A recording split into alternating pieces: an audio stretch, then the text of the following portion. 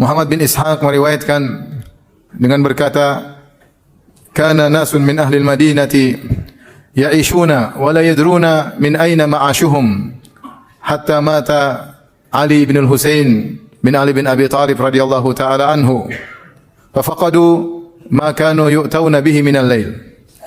Ada sekelompok orang di kota Madinah yang mereka mendapatkan pemasukan kehidupan sehari-hari, ya. Namun mereka tidak tahu dari mana mereka mendapatkan makanan mereka. Sampai akhirnya meninggallah Ali bin Husain radhiyallahu taala anhu yang dikenal dengan Zainal Abidin.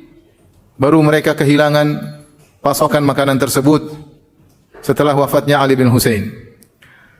Ali bin Husain radhiyallahu taala anhu menyembunyikan amalan solehnya.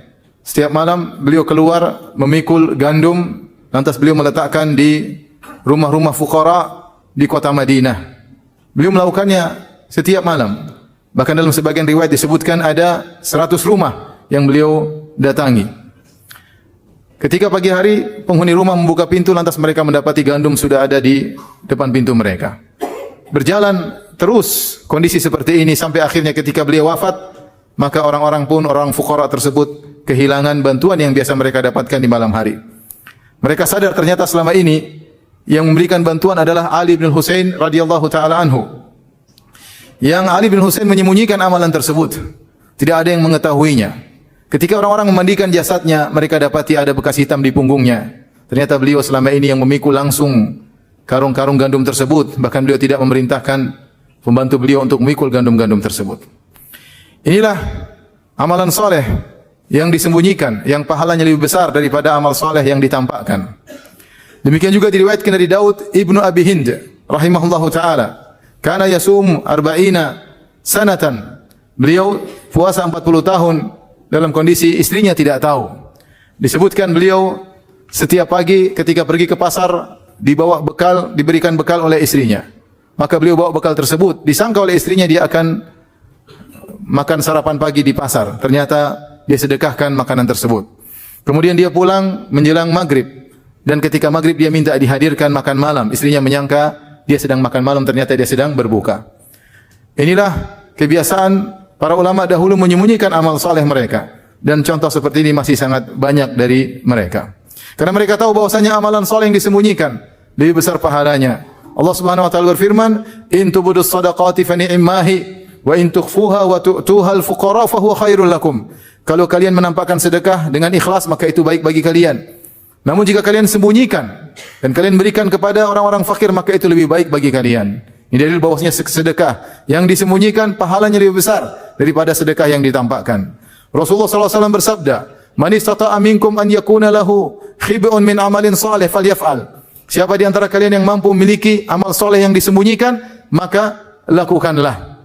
Rasulullah sallallahu alaihi wasallam juga bersabda, "Salatul rajuli tatawwu'an haitsu la yarahu an-nas ta'dilu salatahu ala ayunin nas 25 darajah."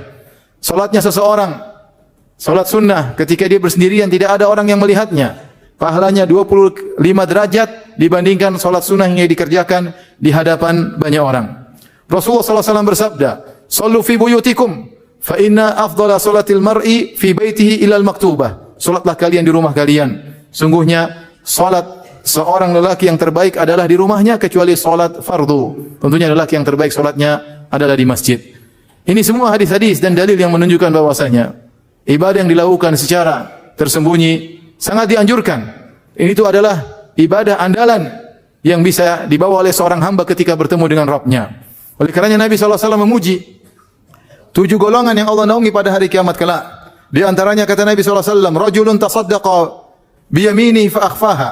Seseorang yang bersedekah dengan menggunakan tangan kanannya lalu dia sembunyikan sedekahnya. Hatta la ta'lama shimaluhu ma tunfiqu yaminuhu, sampai tangan kirinya tidak tahu apa yang diinfakkan oleh tangan kanannya. Maka seorang berusaha untuk menyembunyikan amal soleh yang dia lakukan. Benar ada amal-amal soleh yang dia tampakkan, tapi dia berusaha ada amal-amal soleh yang tetap dia sembunyikan. Tidak diketahui oleh siapapun kecuali hanya Allah Subhanahu wa taala. Benar dia punya kawan-kawan, dia punya kerabat, dia punya teman untuk berbagi rahasia, teman untuk curhat, maka ketika dia beramal soleh, sembunyikanlah dari mereka. Sampai Nabi SAW sebutkan dalam hadis tadi, bagaimana seorang bersedekah dengan tangan kanannya, dia sembunyikan sampai tangan kirinya tidak mengatur apa yang dikerjakan oleh tangan kanannya. Dan ini adalah kinayah dari Nabi SAW tentang seorang yang berusaha menyembunyikan amalnya dengan luar biasa. Karena kita tahu namanya tangan kanan dan tangan kiri selalu bergandengan. Apa yang dikerjakan oleh tangan kanan sering dibantu oleh tangan kiri. Apa yang dilakukan oleh tangan kanan sering diketahui oleh tangan kiri. Namun begitu semangat dia untuk menyembunyikan amal solehnya, sampai-sampai dia ingin menyembunyikan dari sebagian anggota tubuhnya. Tangan kanannya beribadah sehingga tangan kirinya tidak tahu. Apalagi kepada orang lain, maka dia berusaha untuk menyembunyikan amal solehnya tersebut. Barang siapa yang memiliki khabi'atun min amal soleh, amal soleh yang dia sembunyikan, maka ini adalah suatu amal andalan yang dia kelak bertemu dengan Allah Subhanahu wa taala dengan bawa amalan tersebut, dan itulah amalan yang terbaik. Ketika Allah Subhanahu wa taala berfirman, Tabarakalladzi biyadihil mulku wa huwa ala kulli syai'in qadir, alladzi khalaqal mauta wal hayata liyabluwakum ayyukum ahsanu amala. Dialah Allah Subhanahu wa taala yang menciptakan kehidupan dan kematian untuk menguji kalian mana di antara kalian amalan yang terbaik.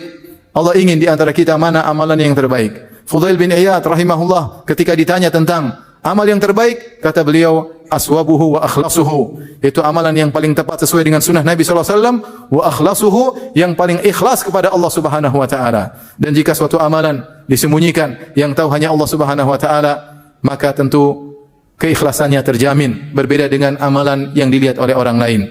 Aqulu qawli hadha, astaghfirullah li wa lakum wa li sa'iril muslimin min kulli dhanbin wa khati'ah, fastaghfiruhu innahu huwal ghafurur rahim. Alhamdulillahi ala ihsanihi wa syukru lahu ala taufiqihi wa amtinanihi wa asyhadu an la ilaha illallah wahdahu la syarika lahu ta'ziman li sya'nihi wa asyhadu anna Muhammadan abduhu wa rasuluhu da'ila ridwanihi. Allahumma salli alaihi wa ala alihi wa ashabihi wa ikhwanihi.